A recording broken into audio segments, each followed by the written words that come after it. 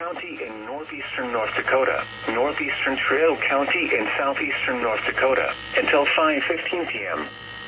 At 4:19 p.m., a severe thunderstorm was located over Davidson, or 10 miles east of Grand Forks, moving south at 20 miles per hour. Hazard, 70 miles per hour wind gusts and ping-pong ball-size hail. Source, radar indicated. Impact, people and animals outdoors will be injured. Expect hail damage to roofs, siding, windows, and vehicles. Expect considerable tree damage.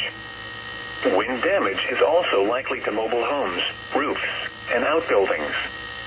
Locations impacted include Crookston, Fisher, Climax, Euclid, Gently, Eldred, and Mallory.